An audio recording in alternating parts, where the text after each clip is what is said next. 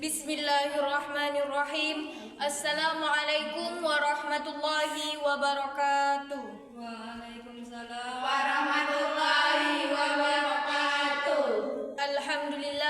Alhamdulillahi rabbil alamin wa bihi nasta'in ala umurid dunya waddin. Assalatu wassalamu ala asyrafil anbiya'i wal mursalin wa ala alihi wa ashabihi rasulillahi ajmain. Amma ba'du. Pertama-tama, marilah kita panjatkan puji syukur kehadirat Allah Subhanahu wa taala yang telah melimpahkan segala rahmat, taufik dan hidayahnya kepada kita semua, sehingga kita bisa berkumpul dalam keadaan sehat walafiat.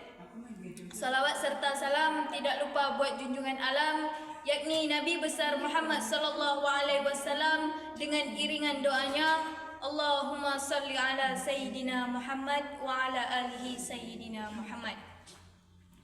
Baiklah, pada kesempatan kali ini saya akan memberi sedikit ceramah, motivasi dan informasi kepada ibu-ibu, bapak-bapak dan kawan-kawan sekalian.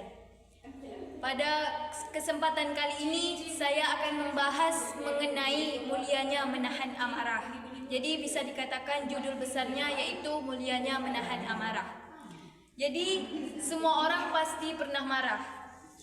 Terkadang ada saja hal-hal yang membuat kita marah, dan ada saja hal-hal yang membuat kita tidak bisa mengendalikan emosi kita.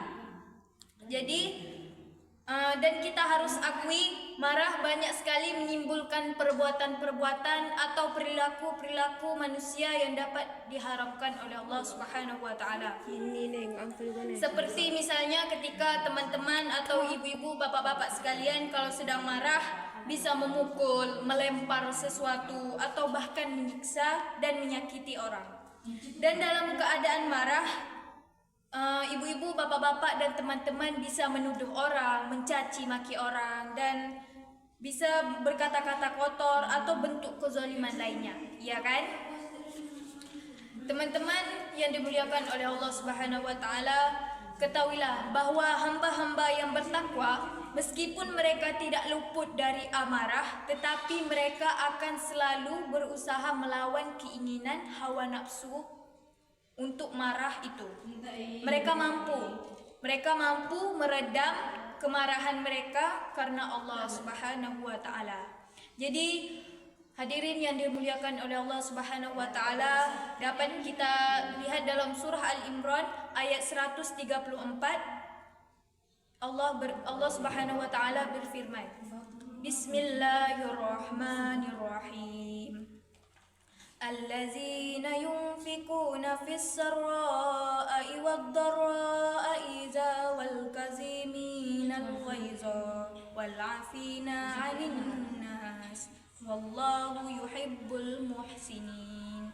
Yang artinya yaitu orang-orang yang menafkahkan sebagian hartanya baik di waktu lapang maupun di waktu sempit, dan orang-orang yang dapat menahan amarahnya dan memaafkan kesalahan orang lain. Dan Allah menyukai orang-orang yang berbuat kebajikan. Masya Allah. Jadi salah satu orang bertakwa adalah menahan amarah. Kenapa? Karena dengan kemarahan seseorang bisa menjadi gelap mata, hadirin yang dimuliakan oleh Allah Subhanahu wa taala, sehingga mereka bisa memberi tindakan atau perkataan yang buruk yang akan berdampak buruk terhadap diri mereka dan agama mereka sendiri. Jadi untuk orang-orang bertakwa, sekali lagi, dia mampu meredam atau menahan amarahnya. Mari kita lihat dalam sebuah hadis sahih, Rasulullah sallallahu alaihi wasallam bersabda, kata Rasulullah, orang kuat itu adalah orang yang dapat menahan amarahnya.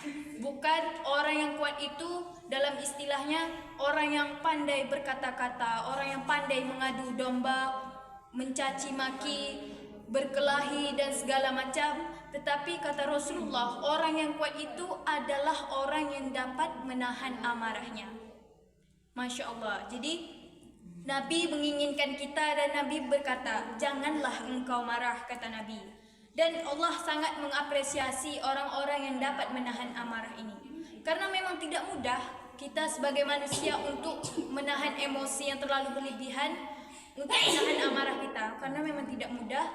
Jadi meskipun dalam kehidupan sehari-hari, contohnya kita kalau sedang marah dan menahan emosi dalam keadaan sangat marah nih, misalnya kita bisalah menahan amarah, tetapi pasti di dalam sudut hati kita sendiri kita tersimpan dendam, walaupun tak banyak, sedikit pasti. Karena manusia tidak mudah mereka untuk menahan emosi atau amarah mereka sendiri.